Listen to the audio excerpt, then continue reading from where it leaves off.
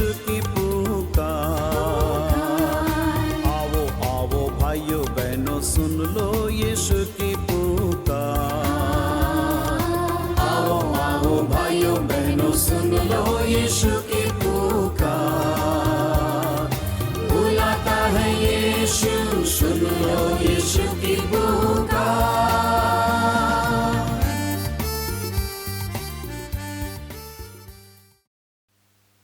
Shalom, यीशु की पुकार कार्यक्रम में आपका स्वागत है। प्रियो, राजा दाऊद ने कहा, मैं यहोवा के पास गया और यहोवा ने मेरी सुन ली और उसने मुझे निर्भय किया। प्रियो, आज आप विपरीत परिस्थितियों से भयभीत होंगे। हमारे साथ इस कार्यक्रम में जुड़े रहें। परमेश्वर आपको निश्चय निर्भय करेगा और अपनी अलौकिक सामर्थ्य से आपको छुटकारा देगा। आइए हम प्रार्थना करें। हे महान जीवित और अनुग्रहकारी पिता परमेश्वर, हम आपका धन्यवाद देते हैं कि आपकी उपस्थिति हमारे साथ लगातार बनी रहती है।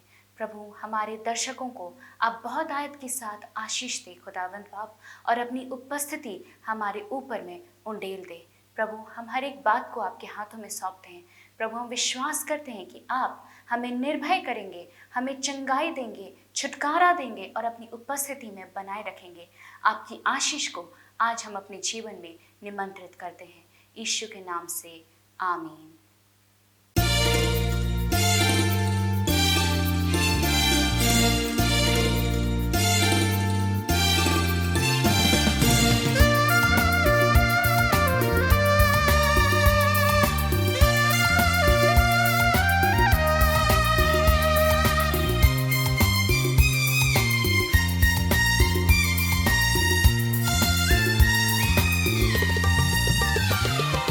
आओ आओ भाइयों बहनों सुन लो यीशु की पुकार। आओ आओ भाइयों बहनों सुन लो यीशु की पुकार। आओ आओ भाइयों बहनों सुन लो यीशु की पुकार। बुलाता है यीशु, सुन लो यीशु की पुकार।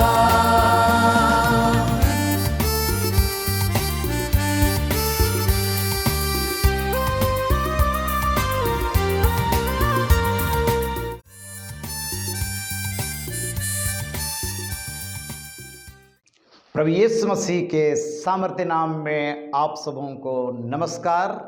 मित्रों, आज मैं आपका ध्यान पौलुस प्रेरित के उस कथन की ओर मैं ले जाना चाहता हूं, जैसा उसने बाइबल के नए नियम के पहला कोरिन्थ उसका 2 अध्याय 9 पद में इस प्रकार से कहता है, परंतु जैसा लिखा है, जो बातें आँख ने नहीं देखी और कान ने नहीं सुनी और जो बातें मनुष्य के चित्त में नहीं चढ़ी, वे ही हैं जो परमेश्वर ने अपने प्रेम रखने वालों के लिए तैयार किया है। इस नववर्ष में परमेश्वर हमें हर एक को आशीष देना चाहता है और आज हम परमेश्वर का धन्यवाद करते हैं कि पिछले सन 2020 के वैश्विक महामारी से हम सुरक्षित रहे। कितने लोगों की जानें चली गई, कितने लोग नाना प्रकार की समस्या में पड़े, परंतु आज हम परमेश्वर का धन्यवाद करें और इस नववर्ष में परमेश्वर की आशीष को नए रूप में अनुभव करने के लिए आइए हम आगे बढ़ें। परमेश्वर मेरे आपके जीवन के लिए चिंता करता है। परमेश्वर का भक्त राजा दाऊद इस प्रकार से कहता है भजन संहिता और उसके 40 अध्याय 5वें पद में, हे मेरे परमेश्वर यहोवा, तूने बहुत से काम किए हैं, जो आश्चर्य कर्म और कल्पनाएं तो हमारे लिए करता वो बहुत सी हैं। मैं तो चाहता हूं कि खोलकर उनकी चर्चा करूं, परंतु उनकी गिनती नहीं हो सकती। प्यारे परमेश्वर मेरे आपके जीवन के लिए कल्पना करने वाला परमेश्वर है, चिंता करने वाला परमेश्वर, और आज हमारे जीवन को आज अपनी महिमा के लिए वो इस्तेमाल करना चाहता, ताकि हम परमेश्वर के सामर्थ्य हाथ को अपने जीवन में हम देखने पाएं। अय्यूब 5 अध्याय उसका 9 पद और 9 अध्याय 10 पद में इस प्रकार से लिखा है, वह तो ऐसे बड़े काम करता है जिनकी था नहीं लगती, अथाह काम करता है और इतने आश्चर्य कर्म करता है जो गिने नहीं जाते। परमेश्वर जीवन दिया है, और वो हमारे जीवन की रक्षा करने वाला भी परमेश्वर है। और एक उद्देश्यपूर्ण जीवन जीने के लिए मुझको आपको इस संसार के अंदर में रखा है। प्यारो परमेश्वर अद्भुत रीति से मेरे आपके जीवन की सहायता करने के लिए आज तैयार है, और इसलिए परमेश्वर के सामर्थ्य हाथों में आइए हम अपने जीवन को समर्पण करें और हम आगे बढ़ें। परमेश्वर इस वर्ष हमें सर एक को नई आशीष देने पाए और हम उसके अनुग्रह के हाथ के नीचे हम पाए जाएं। इस्राएली प्रजा जब मिस्र की बंधुआई में थी, कैसे परमेश्वर उस बंधुआई से अपने लोगों को छुड़ाया और अपने वायदे को उनके जीवन में पूरा किया। वही परमेश्वर अद्भुत रीति से हमारे जीवन में काम करना चाहता है। यिर्मयाह नबी की किताब उसका 32 अध्याय 20 पद में इस प्रकार से लिखा है, तूने मिस्र देश में चिन्ह और चमत्कार किए और आज तक इसराइलियों वरन सब मनुष्यों के बीच वैसा करता आया है। मतलब आज भी वही परमेश्वर है जो हमारे बीच में कार्य करता है, और इस प्रकार तूने अपना ऐसा नाम किया है जो आज के दिन तक बना है। उस परमेश्वर का हम धन्यवाद करें जो अति सामर्थी परमेश्वर है, हमारे समझ से परे हमारे जीवन में अद्भुत काम करने वाला परमेश्वर है। भजनकार इस्राएलियों के उस इतिहास का वर्णन करता है कि किस प्रकार मिस्र देश की बंधुआई से वे छुड़ाए गए। भजन संहिता 105 26 पद से 45 पद तक हम पढ़ते हैं इस प्रकार से, उसने अपने दास मूसा को और अपने चुने हुए हारून को भेजा मिस्र देश में। उन्होंने उनके बीच उसकी ओर से भांति भांति के चिन्ह और हाम के देश में चमत्कार दिखलाए। मतलब परमेश्वर हारून और मूसा के जीवन के द्वारा अपनी महिमा को मिस्र देश में प्रकट किया, ताकि मिस्र देश का जो राजा है उसका मन परिवर्तित हो और इस्राएलियों को उस बंधन से छुटकारा मिले। 430 वर्ष की गुलामी, इस्राएली बिल्कुल तबाह हो गए थे। समुचित मजदूरी उनको नहीं मिल रही थी। कठिन परिश्रम के कारण वे विलाप कर रहे थे, रो रहे थे, छुटकारा चाह रहे थे।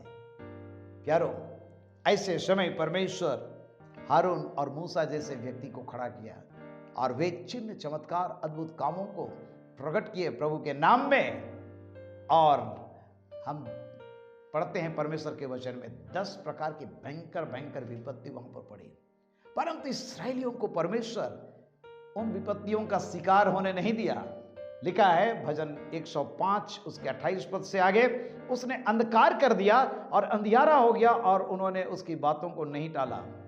उसने मिस्रियों के जल को लहू कर डाला और मछलियों को मार डाला।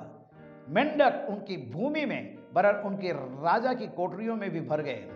उसने आज्ञा दी तब डांस आ गए और उनके सारे देश में कुटकियां आ गई। उसने उनके लिए जल वृष्टि के बदले ओले और उनके देश में धधकती आग बरसाई। उसने उनके दाखलताओं और अंजीर के वृक्षों को वरन उनके देश के सब पेड़ों को तोड़ डाला। परमेश्वर अद्भुत रीति से छुटकारा देने के लिए जो आज परिस्थिति को उत्पन्न किया है मिस्र देश में, और आज परमेश्वर उसी प्रकार से सारी विपत्ति से छुटकारा देने का सामर्थ्य रखता है। उसने आज्ञा दी तब अनगिनत टिड्डियां और कीड़े आए और उन्होंने उनके देश के सब अन्न आदि को खा डाला और उनकी भूमि के सब फलों को चट कर गए। उसने उनके देश के सब पहलौठों को, उनके पौरुष के सब पहले फल को नष्ट किया।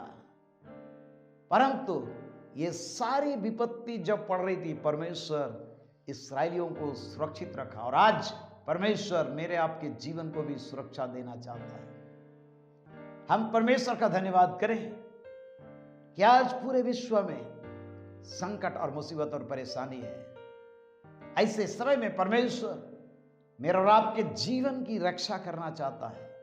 आश्चर्यकर्म करता है, हमारे लिए जो कल्पनाएं वो करता है हानि की नहीं वरन कुशल ही की है।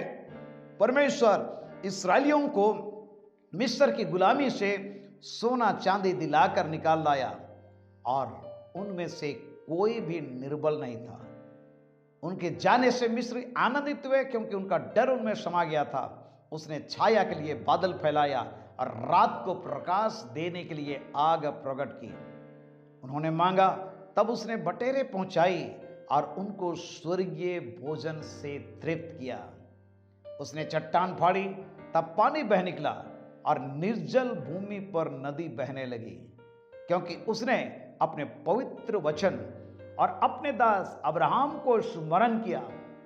वह अपनी प्रजा को हर्षित करके और अपने चुने हुओं से जय जयकार करा के निकाल लाया और उनको जाति जाति के देश दिए और वे अन्य लोगों के श्रम के फल के अधिकारी किए गए कि वे उसकी विधियों को माने और उसकी व्यवस्था को पूरी करे।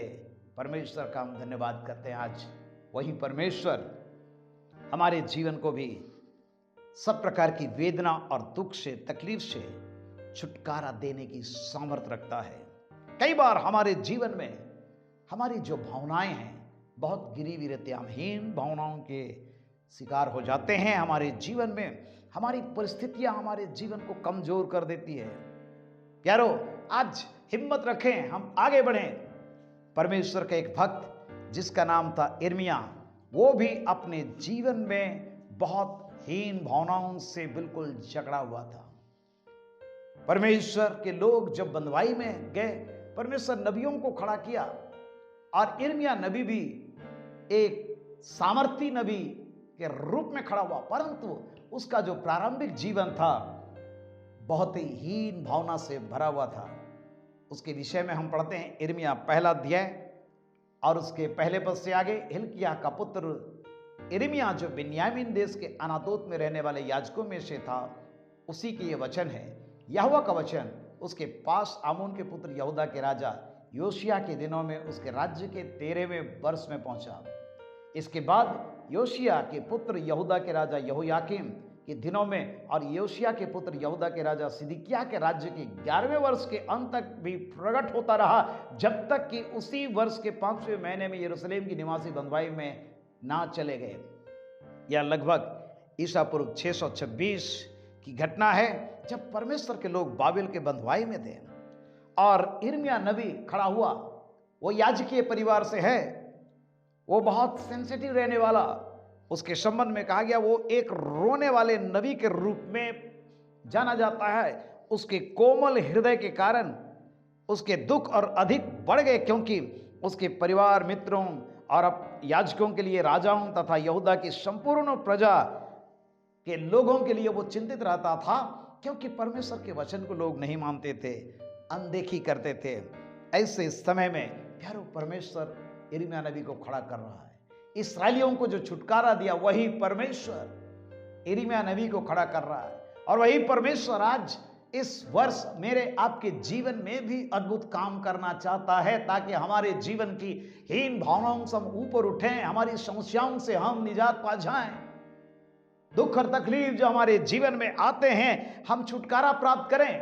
परंतु आज प्यारो, मुझको आपको हिम्मत रखने की आवश्यकता है, जिस प्रकार यिर्मयाह नबी हिम्मत रखा। यिर्मयाह नबी कैसे हिम्मत उसको मिली, आइए थोड़े समय के लिए हम विचार करें। पहला अध्याय यिर्मयाह नबी की किताब और उसके 5वें पद में लिखा है, गर्भ में रचे जाने से पहले ही मैंने तुझ पर चित्त लगाया और उत्पन्न होने से पहले ही मैंने तेरा अभिषेक किया। परमेश्वर कह रहा है, मैंने तुझे जातियों का भविष्यवक्ता ठहराया है। मतलब परमेश्वर यिर्मयाह नबी को एक बड़े उद्देश्य से इस संसार में जन्म दिया था, और आज परमेश्वर मेरे आपके जीवन के लिए भी उसी प्रकार का योजना बनाता है।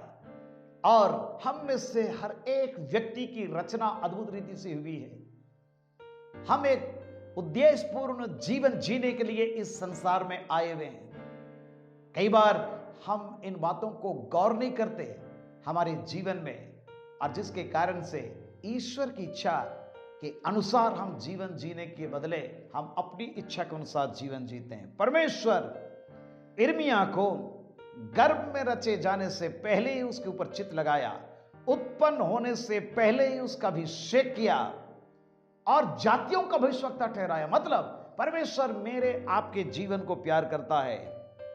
परमेश्वर आज अपने वचन में यूं कहता है, यूहन्ना 15:16 में, मैंने तुम्हें चुना और तुम्हें ठहराया, तुमने मुझे नहीं चुना परंतु मैंने तुम्हें चुना कि तुम जाकर के फल लाओ।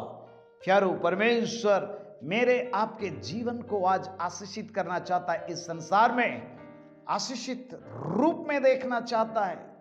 और इसलिए आज हम परमेश्वर का धन्यवाद करें। रोमी 8:29 में लिखा है, क्योंकि जिन्हें उसने पहले से जान लिया, मतलब मुझको आपको परमेश्वर जानता, यिर्मयाह नबी को जाना, इस्राएलियों को जाना, जिसके कारण उनको ऊपर चित्त लगाया, उनको छुड़ाने के लिए मूसा हारून जैसे लोगों को खड़ा किया। आज शैतान के बंधन से, पाप के बंधन से, बीमारी के बंधन से छुटकारा देने के लिए परमेश्वर मेरे आपके जीवन को आज इस्तेमाल करना चाहता और कहता है, जिन्हें उसने पहले से जान लिया है उन्हें पहले से ठहराया भी है। क्यों? ताकि हम और आप उसके पुत्र के स्वरूप में हों। और जब परमेश्वर के पुत्र के स्वरूप में होंगे तो वो अधिकार और वो सामर्थ जो प्रभु यीशु मसीह के जीवन में था, मेरे आपके जीवन में भी होगा। और हम इस संसार के अंदर में मारे मारे फिरने वाले नहीं, परंतु जयवंत जीवन जीने वाले हम व्यक्ति बनेंगे। परमेश्वर हमें से हर एक को, प्यारो, गर्भ में रचे जाने से पहले ही हम पर चित्त लगाया है, उत्पन्न होने से पहले ही हम पर वो ध्यान किया है और करता रहता है। और इसलिए परमेश्वर के वचन में हम इस प्रकार से पढ़ते हैं, भजन 139 और उसके 16 में लिखा है, बहुत अच्छी बात यहां पर हम पढ़ते हैं, तेरी आंखों ने मेरे बेडौल तत्वों को देखा और मेरे सब अंग जो दिन दिन बनते जाते थे वे रचे जाने से पहले ही तेरी पुस्तक में लिखी हुई थे। मतलब परमेश्वर मेरे आपके स्ट्रक्चर को जानता है। परमेश्वर के पास में ब्लूप्रिंट है मेरे और आपके जीवन के विषय में, और वो चाहता है कि हम उसके हाथों में अपने आप को समर्पण करें और उसकी इच्छा हमारे जीवन में पूरी हो। वो हम पर चित्त लगाया है। और आज जब हमको दूर भागते हुए देखता तो परमेश्वर को अफसोस होती है। प्यारो, परमेश्वर के हाथों में अपने जीवन को हम समर्पण करें ताकि परमेश्वर मेरे और आपके जीवन को अपनी सेवा के लिए इस्तेमाल करने पाए। यिर्मयाह अपने जीवन में कभी सोचा नहीं होगा कि परमेश्वर इस प्रकार से मुझको इस्तेमाल करेगा अपने काम में, परंतु परमेश्वर की बुलाहट जब हो रही है उसकी लिए यिर्मयाह के जीवन में परमेश्वर उसको बोल रहा कि गर्भ में रचने से पहले ही मैंने तुझ पर चित्त लगाया है। आज परमेश्वर मेरे आपके ऊपर में चित्त लगाया है। और परमेश्वर के वचन में आगे हम पढ़ते हैं, यिर्मयाह 1:8 में, तूने उनके मुख को देखकर तुम मत डरना, क्योंकि तुझे छुड़ाने के लिए मैं तेरे साथ। मतलब हमारे जीवन को परमेश्वर निर्भय करना चाहता है, डर और घबराहट को दूर करना चाहता है। क्योंकि यिर्मयाह जब परमेश्वर की वाणी को सुन रहा है तो कहता है, हाय प्रभु यहोवा, देख मैं तो बोलना ही नहीं जानता, क्योंकि मैं लड़का ही हूं, वयस्क नहीं हुआ है। उस वयस्कता की ओर ये बढ़ रहा है। ऐसे समय परमेश्वर का जब वचन उसके पास में पहुंचा, वो कहता है मैं लड़का ही हूं। परमेश्वर उससे कहता है मत कह कि मैं लड़का हूं, क्योंकि जिस किसी के पास मैं तुझे भेजूं वहां तू जाएगा और जो कुछ मैं तुझे आज्ञा दूंगा वही तुम कहोगे। प्यारो, आज परमेश्वर मुझको आपको अपने बड़े काम के लिए आगे बढ़ते हुए देखना चाहता, और इसलिए हम डरे नहीं, घबराए नहीं, भयभीत ना हो। मूसा नबी भी जब परमेश्वर उसको बुलाया तो कहता है निर्गमन 4:10 में, मैं कौन हूं, मैं बोलने में निपुण नहीं हूं। प्यारो, परमेश्वर मूसा के डर और भय को समाप्त किया, इब्राहिम के डर और भय को समाप्त किया। परमेश्वर इब्राहिम को कहा मत डर। उत्पत्ति 15:11 में, तेरी ढाल और तेरा अत्यंत बड़ा प्रतिफल मैं हूं। परमेश्वर इसहाक से कहा मत डर, मैं तेरे पिता अब्राहम का परमेश्वर हूं। मत डर, क्योंकि मैं तेरे साथ हूं और अपने दास अब्राहम के कारण तुझे मैं आशीष दूंगा और तेरे वंश को बढ़ाऊंगा। उत्पत्ति 26 अध्याय 24 पद में।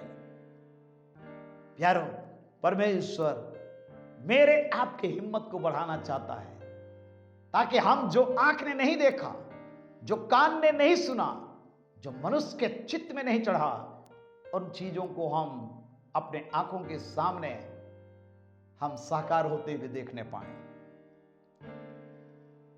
जब यहोशू मूसा के जगह पर उत्तराधिकारी बन रहा है, परमेश्वर मूसा के द्वारा वचन दिया ताकि वो हिम्मत रखे, आगे बढ़े। सब प्रकार का डर और भय को परमेश्वर समाप्त किया। व्यवस्था विवरण उसका 31 अध्याय 7 और 8 पद में लिखा था, मूसा ने यहोशू को बुलाकर सब इस्राएलियों के सम्मुख कहा, तू हिया बांध दृढ़ हो जा, क्योंकि इन लोगों के संग उस देश में जिससे यहोवा ने उनके पूर्वजों के शपथ खाकर देने को कहा था, तू जाएगा और इनको उसका अधिकारी कर देगा। और तेरे आगे आगे चलने वाला परमेश्वर यहोवा है। वो परमेश्वर यहोवा तेरे संग रहेगा, ना तो तुझे धोखा देगा और ना तुमको छोड़ेगा। इसलिए डरो मत, तुम्हारा मन कच्चा ना हो। प्यारो, परमेश्वर मेरे आपके जीवन को निर्भीक करना मांगता है, ताकि हम और आप आगे बढ़ें। इसलिए पौलुस प्रेरित के उस कथन को स्मरण करें। दूसरा तीमुथियुस 1 अध्याय 7 पद में कहता है, परमेश्वर हमको डर और भय का आत्मा नहीं दिया है, परंतु प्रेम, संयम और सामर्थ का आत्मा दिया है। परमेश्वर मेरे और आपके जीवन के हिम्मत और साहस को बढ़ाने पाए, ताकि हम लगातार उसकी महिमा के लिए जयवंत जीवन जीने पाएं। तीसरी बात, परमेश्वर यिर्मयाह को क्या बोला? यिर्मयाह 1 अध्याय और उसका 9 पद यहां पर हम पढ़ते हैं, तब यहोवा ने हाथ बढ़ाकर मेरे मुंह को छुआ और यहोवा ने मुझसे कहा, देख मैंने अपने वचन तेरे मुख में डाल दिए हैं। मतलब परमेश्वर अपने वचन को मेरे आपके मुंह में डालने वाला परमेश्वर है। और जब परमेश्वर का वचन मेरे आपके मुंह में रहेगा, हम और आप पौलुस प्रेरित के कथन के अनुसार अपने जीवन में उस आशीष को प्राप्त करेंगे, जैसा रोमी 10 अध्याय 8 पद में पौलुस कहता है, या कि वचन तेरे निकट है, तेरे मुंह में और तेरे मन में है। परमेश्वर का वचन हमारे मुख में, हमारे मन में, हमारे निकट। और जब परमेश्वर का वचन हमारे पास में रहेगा तो हमारे पांव के लिए दीपक, मार्ग के लिए उजियाला होगा, और हम परमेश्वर के वचन को लेकर के इस संसार में आगे बढ़ेंगे। यिर्मयाह परमेश्वर के वचन को प्राप्त किया, और इसलिए जब राजाओं ने उससे पूछा कि क्या परमेश्वर कोई वचन दिया है, एक बार राजा सिदकिय्याह यिर्मयाह को बुलवा पूछा, क्या यहोवा की ओर से कोई वचन है? क्या यहोवा परमेश्वर की ओर से कोई वचन है मेरे जीवन के लिए? यिर्मयाह 37 अध्याय और उसके 17 पद में हम पढ़ते हैं, उसके बहुत दिन बीतने पर सिदकिय्याह राजा ने उसको बुलवा भेजा और अपने भवन में उससे छिपकर यह प्रश्न किया, क्या यहोवा की ओर से कोई वचन पहुंचा है? और तब यिर्मयाह ने कहा, हां पहुंचा है।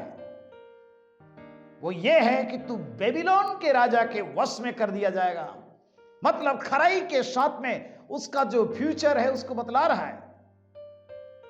मतलब बेबीलोन के राजा के वश में कर दिया जाएगा। फिर यिर्मयाह ने सिदकिय्याह से, जो राजा था, उससे कहा, मैंने तेरा और तेरे कर्मचारियों का, वो तेरी प्रजा का क्या अपराध किया है कि तुम लोगों ने मुझको बंदगिरी में डलवाया है?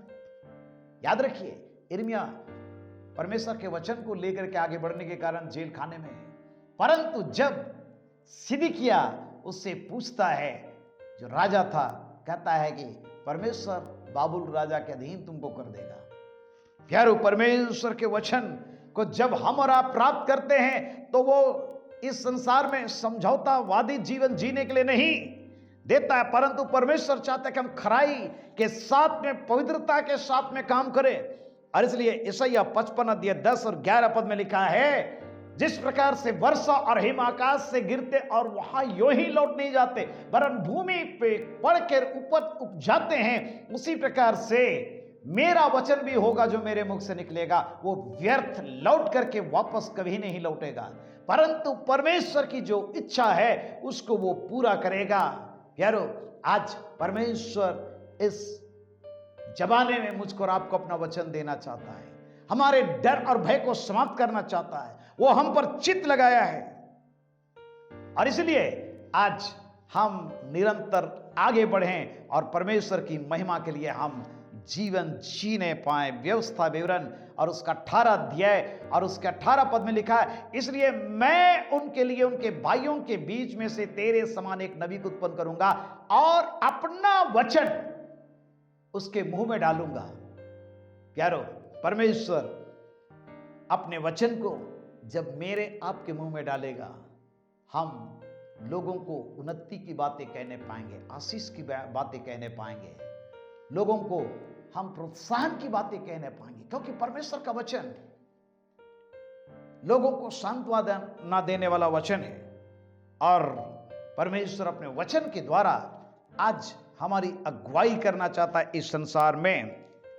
यशायाह नबी की किताब उसका 51 अध्याय और उसके 16वें पद में इस प्रकार से परमेश्वर का वचन कहता है, मैंने तेरे मुंह में अपने वचन डाले, मैंने तेरे मुंह में अपने वचन को डाल दिए। और जब परमेश्वर का वचन मेरे आपके मुंह में, मन में, हमारे सामने होगा तो निश्चित रूप से प्यारो, हमारे जीवन के सब प्रकार के डर और भय समाप्त हो जाएंगे। परमेश्वर मुझको आपको एक हिम्मत भरा जीवन देना चाहता है आज के इस दिन में, ताकि हम हर एक परिस्थितियों का मुकाबला करने पाए और परिस्थिति हमारे जीवन को हतोत्साहित करने वाला नहीं, और हम आगे बढ़ते हुए परमेश्वर की महिमा के लिए जीवन जीने पाए। आज हम आपके लिए प्रार्थना करना चाहते हैं ताकि परमेश्वर आपके जीवन में अद्भुत काम करे। याद रखिए, जो आंख ने नहीं देखा, जो कान ने नहीं सुना, जो आपके चित्त में नहीं चढ़ा, परमेश्वर उन बातों का आपके लिए रखा है। इस्राएलियों पर चित्त लगाया, उनको मिस्र की बंधुआई से छुड़ाया, यिर्मयाह के ऊपर चित्त लगाया, निर्भय किया, वचन को दिया, वही परमेश्वर मेरा आपके जीवन में अद्भुत काम करेगा। आइए आंखें बंद करें, हम प्रार्थना करें। सर्वशक्तिमान पिता, हम आपका धन्यवाद करते हैं आपके वचन के लिए। आज प्यारे परमेश्वर, हम इस हर एक को अपने हाथ में ले ताकि हम इस संसार में निर्भीकता पूर्वक जीवन जीने पाएं, परिस्थिति हमारे जीवन को कमजोर करने ना पाए। पवित्र आत्मा की भरपूरी और उसकी आशीष हम इस हर एक को दे। हमारे प्रियों को तेरे सामर्थ्य हाथ में समर्पण करते हैं। आश्चर्य कर्म करने के लिए अपने हाथ को बढ़ा और अपनी महिमा को प्रकट कर। जो बीमार है चंगाई दे, निराशापन की चीजें यीशु नासरी के नाम में दूर हो और तेरी अलौकिक सामर्थ्य के जीवन में छाया करे। प्रार्थना मांगते हैं पिता अपने उद्धारकर्ता प्रभु यीशु मसीह नासरी के नाम में, आमीन। हमें आशा है कि आज के कार्यक्रम से आपको आशीष मिली है। आपसे निवेदन है कि हमें व्हाट्सएप मैसेज भेजकर, पत्र लिखकर या फोन करके हमें अपनी गवाही एवं व्यक्तिगत अनुभव साझा करें। हमारा फोन नंबर एवं पता नोट कर लें।